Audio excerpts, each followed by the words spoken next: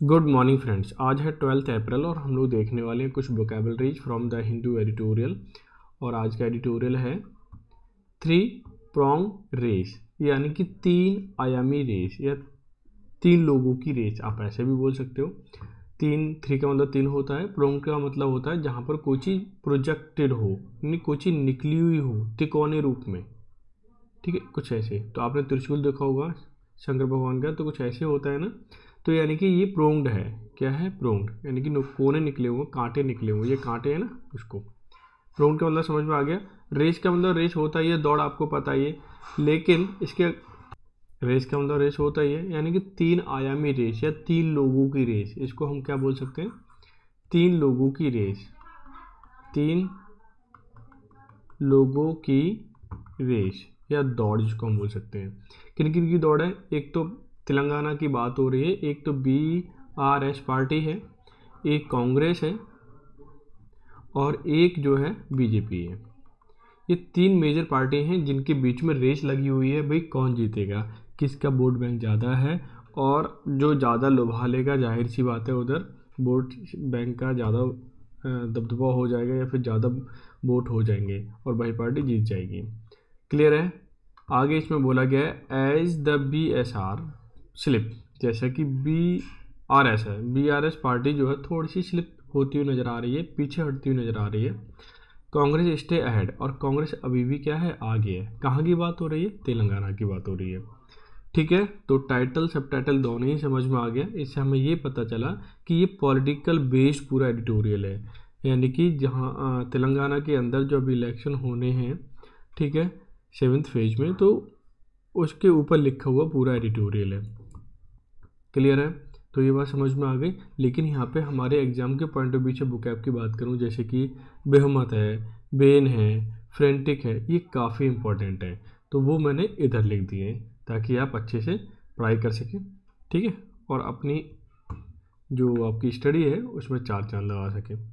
ठीक है, अगर जिन लोगों को भी इसकी PDF चाहिए तो वो टेलीग्राम पे मिल जाएगी। ठीक है, साथ ही साथ आप लाइक करना ना भूलें, अगर थोड़ी सी भी अगर आपको लगता है कि हाँ आपके लिए हेल्पफुल है। ठीक है, थोड़ी ज़्यादा लगे तो शेयर भी कर सकते हो। पहला वर्ड है प्रोंग्ड। प्रोंग्ड का मतलब शाखा होता है, त्रिशूल या कांटा जिसको बोल सकते हैं, पॉइंटेड प्रोजेक्शन भी आप बोल सकते हो। बेमत का मतलब विशाल का है, जिसको हम कोलोसस भी बोल सकते हैं, काफ़ी इंपॉर्टेंट वर्ड है, रिपीटेड है।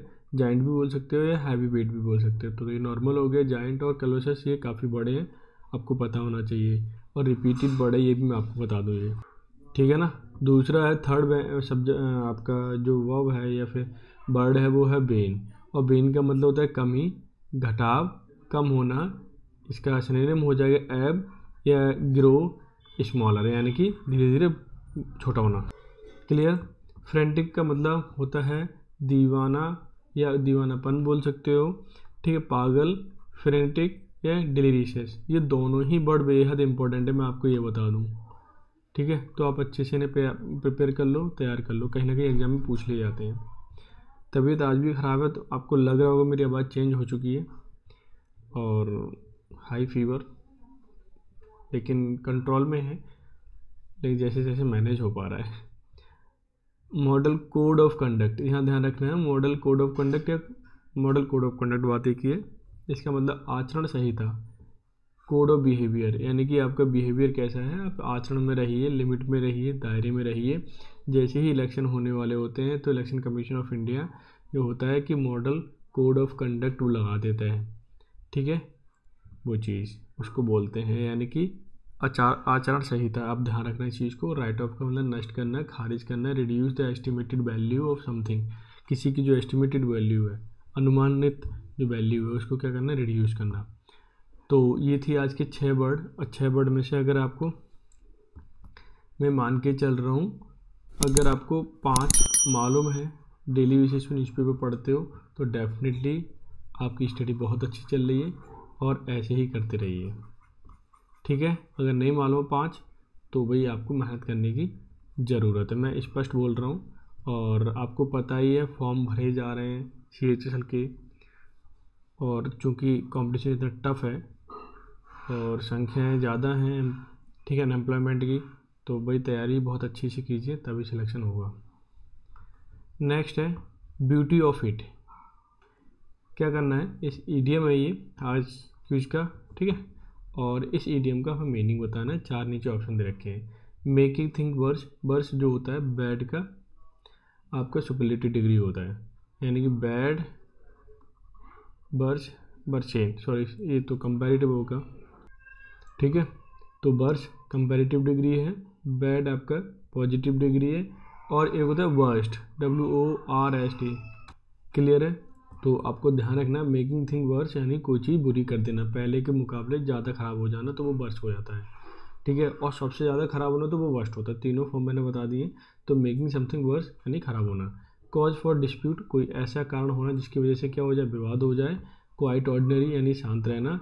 गुड पॉइंट्स यानी कोई चीज़ अच्छा पॉइंट करना या अच्छी बात करना या किसी चीज़ को बेहतर कर देना। तो fourth option he beauty of it का मतलब, या इस बात करूँ तो वो गुड पॉइंट्स हो जाएगा यहाँ पे, क्लियर है। ऐसे ही दूसरा है Burns in a blue moon. क्या है Burns in a blue moon, इसका मतलब क्या होता है, इसका मतलब होता है बहुत कभी कभी दिखाई देना है, ईद के चांद होना। सिंपल से ऐसे लिखता हूँ, ईद का चांद होना, यानी कि क्या बोलना चाह रहा है ये कि we prefer going to movie, हम मूवी देखना पसंद करते हैं, लेकिन burns in a blue moon यानी कि कभी कभी, बहुत रेयरली इसको हम बात करें, क्लियर है। तो कैसे हो जाएगा, वेरी रियरली ऑप्शन ठीक है, यानी कि पहला हो जाएगा। अमेजिंग हो नहीं सकता, अमेजिंगली डिलीजेंटली बड़ी मेहनत से होता, तो ये भी नहीं हो सकता। वेरी ऑफन मतलब ज़्यादातर, तो ये भी नहीं हो सकता। ऑप्शन नंबर फर्स्ट ही आपका क्या है, आंसर है, ठीक है। Today question paper felt like अ केक वॉक, केक वॉक का मतलब हुआ आसान, ईजी इसको बोल सकते हैं। क्या बोल सकते हैं, इजी। वेरी स्वीट मीठा, वेरी टेस्टी नहीं, वेरी इजी हो जाएगा, वेरी डिफिकल्ट नहीं, यानी कि ऑप्शन नंबर थर्ड आपका आंसर है perfectly. These things are very hard to solve, solve का मतलब, हार्ड टू सॉलो का मतलब होता है जिस पर हम विश्वास ना कर पाएँ, यानी विश्वास करने के लिए उतना उचित ना हो, या जिस पर विश्वास ना हो, जिस पर विश्वास ना होना, ठीक है। यानी कि अब देखिए ऑप्शन कौन कौन से हैं। डिफ़िकल्ट टू रेसिस्ट यानी कि मना करने के लिए डिफ़िकल्ट होना, ठीक है, या मना ना कर पाना, तो ये तो नहीं है। डिफ़िकल्ट टू स्पीक ये भी नहीं है। डिफ़िकल्ट टू बिलीव ये आंसर हो जाएगा। डिफ़िकल्ट टू ईट ये भी नहीं है, खाने में दिक्कत है, यानी ऑप्शन नंबर थर्ड ही आपका अप्रोप्रिएट है, hard to solve. These things are very hard to solve, इन चीज़ों पर विश्वास करना बहुत कठिन है। वैसे सॉलो के अंदर निकलना होता है, तो निकलने वाला तो सेंस है नहीं, निकलने का मतलब खाने से ही है या विश्वास करने से है। The decision to go on a trip after my vacation was the, कि जो डिसीजन था ट्रिप पे जाने का, वेकेशन यानी छुट्टी होने के बाद, छुट्टियों के लिए, ठीक है। क्या हो सकता है इसमें देख लेते हैं। Ice on the cake, ice on the cake यानी किसी भी चीज़ को बैटर बनाना। आइसिंग ऑन द केक इसमें आईएनजी फॉर्म है, वैसे इसमें आईएनजी फॉर्म नहीं है, ठीक है, दोनों ही एक है। एप्पल ऑन द केक इसका भी मतलब ही बैटर बनाना होता है, कोई बड़ी बात नहीं है। और आइसिंग ऑन द ब्राउनी इसका भी मतलब यही होता है, तो कोई बड़ी बात नहीं है। अब बात हो रही है कि decision to go on trip my vacation was the icing on the cake, जिससे कि मेरी वेकेशन क्या हो रही थी, बहुत ही बेटर हो रही थी, बहुत अच्छी हो रही थी, ठीक है। तो सेकंड ऑप्शन ज़्यादा बेटर है, क्योंकि यहाँ पे वॉज लगा हुआ है, ठीक है। अगर यहाँ वॉज नहीं होता तो फिर आइस चल जाता, क्लियर है। वर्ब तो वर्ब है ये आईएनजी, देखो आईएनजी फॉर्म आएगी, क्यों ई जा रहा है, वॉज वर्ब के साथ आईएनजी फॉर्म आती है, इतना बात आपको याद रखना है। It is easy to say that you will start exercising every day but it is, ठीक है। आप ये कहना तो बहुत आसान है कि एक्सरसाइज एवरी डे करना, लेकिन इतना उसे कर पाना उतना ही क्या होगा, कठिन होगा। Like fish out of water यानी डिफ़िकल्ट काम होना, ट्रबल में, ट्रबल ज़्यादा बेटर है यहाँ पे।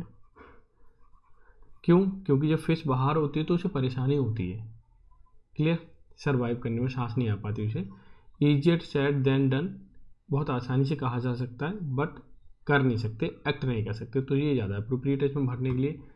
क्राइंग वुल्फ, क्राइंग वुल्फ का क्या मतलब होता है, देखो जैसे डॉग होता है, डॉग क्या कहते हैं, भौंकता है तो पता चलता है कि हाँ कुछ होने, चोर आ गया या कुछ आ गया है ना कुछ गड़बड़ी होती तभी भौंकता है। अब वॉल्फ का मतलब वो होता है भेड़िया, अगर वो रो रहा है तो अलार्म कर रहा है, बट फॉल्स, बता तो रहा है हाँ कुछ होने वाला है, लेकिन वो फॉल्स है, फॉल्स अलार्म। ठीक है, तो अलार्म लिख देते हैं। इतनी बात आपको याद रखनी है। गोइंग टू एक्स्ट्रा माइल, कुछ आगे बढ़ना, ठीक है, या कुछ आगे करना। It is easy to say that you start exercise every day, कि आप एक्सरसाइज करने शुरू करने वाले हो प्रत्येक दिन। But it is easier said than done, लेकिन कहना आसान है और करना कठिन है। तो ऑप्शन नंबर सेकंड ही यही भरा जाएगा इसमें, ठीक है, ये अप्रोप्रिएट है।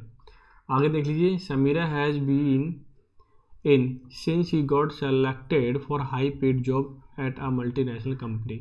समीरा जो है वो जब से मल्टीनेशनल कंपनी में, एमएनसी में सेलेक्ट हुई है हाई पेड जॉब पर, यानी कि अच्छी सैलरी मिल रही है, तब से वो सेवन्थ हेवन, बहुत हैप्पी है। सेवन्थ हेवन का मतलब हैप्पी होना, ऑल द रेज मतलब गुस्से में होना, और डार्क अंधेरे में होना, ठीक है, यहाँ निराशाजनक हो जाए। Cold, a cold day in July, जुलाई में कोल्ड डे होना है, तो ये भी नहीं है, यानी कि ऑप्शन नंबर पहला ही आपका अप्रोप्रिएट आंसर है। क्लियर। अब लास्ट क्वेश्चन देख लेते हैं। If Peter sad he would get that book for you, कि वो आपके लिए किताब लाया, he will do it he always, कि वैसे करेगा या पढ़ेगा, ही always. Keep under his head, कि अपने हेड के अंदर रखना, कंट्रोल में रखना। Keep him at arms length, थोड़ी सी दूरी बना रखना, यानी कि अवॉइड करने की सेंस में आता है। टू कीप हिज वर्ड्स, और अपने जो वादे हैं, वादे पर कायम रहना, ठीक है, वादे पर। और keep his shirt on, keep his shirt on का मतलब होता है कि किसी काम को रोकने की कोशिश करना, बट गुस्से में जब कोई काम होता है ना, या फिर हम ऐसा बोल सकते हैं कि जब हम किसी पर गुस्सा करते हैं तो बोलना यार गुस्सा मत करो, कीप शर्ट ऑन, ठीक है। तो हम क्या बोल सकते हैं, स्टॉप बीइंग सो एंग्री, ठीक है, stop being so angry. Clear है। तो ये थे आज के ईडियम्स, और जितने भी ईडियम्स हैं मैंने सारे करा दिए एमटीएस में आए हुए, और ये लास्ट ईडियम था, और ये था 96वां, ठीक है। सारे ईडियम करा दिए, सीजीएल के सीएचएस सारे ईडियम हो चुके हैं। अब करना क्या है आपको, ये सारे ईडियम आपको ज़रूर देखने हैं, बार बार प्रैक्टिस करनी है, और इतना नहीं है कि बहुत ज़्यादा डिफ़िकल्ट है, ऐसा भी नहीं है। अगर आपने ये देख लिए तो ऐसा कभी मत सोचना कि ये सब एमटीएस में ही आते हैं, कि सीजीएल में नहीं आ सकते। सीजीएल वाला एमटीएस में भी आ जाता है, और एमटीएस वाला सीजीएल में भी आ जाता है, क्योंकि कभी कुछ नहीं पता होता कौन सी वोकैब जो है किस वाले एग्ज़ाम में आ जाए। तो एमटीएस को भी या सीएचएस को कभी हल्के में नहीं लेना चाहिए, मैं आपको ये बता दूँ, ठीक है। फिलहाल तो वीडियो आपको अगर अच्छी लगी हो तो मैं आपसे एक ही बात कहूँगा, लाइक शेयर एंड सब्सक्राइब। और इसी में से मैंने कम्युनिटी में क्वेश्चन डालूँगा, उसको भी ज़रूर आंसर किया करो। जब आप आंसर करते हो तो आपको कहीं ना कहीं वो आपके सबकॉन्शियस माइंड में चला जाता है, और जब जाता है सबकॉन्शियस माइंड में तो वो आपको लगभग याद ही हो जाता है। और अगर याद मान लीजिए डायरेक्टली पूछ भी लिया याद नहीं है, तो अब जब ऑप्शन आएंगे ना आपके पास तो आप कर पाओगे। इतना ही काफ़ी, और यही करना होता है एग्ज़ाम टाइम में। सारी चीज़ें एकदम दिमाग में सेव नहीं होती, सबकॉन्शियस माइंड में ही सेव होती हैं, ताकि आप ऑप्शन देख के आंसर कर पाओ। क्लियर है ना। तो कैसा लगा सेशन ज़रूर मुझे कमेंट करके बताएं, आपके लिए हेल्पफुल है या नहीं है। और ये भी मुझे बताएं कि अगले सेशन में, यानी कि कल से जब मैं लेके आऊँ तो क्या चीज़ लेके आऊँ, कॉमन एरर लेके आऊँ, ठीक है, उसकी सीरीज स्टार्ट करूँ, या फिर आपका वन वर्ड स्टार्ट कर दूँ, ठीक है, या एंटोनिम स्टार्ट कर दूँ, जो भी आप कहेंगे वो मैं स्टार्ट कर दूँगा। क्लियर। तो मिलते हैं नेक्स्ट सेशन में, तब तक के लिए bye bye, take care, have a good day.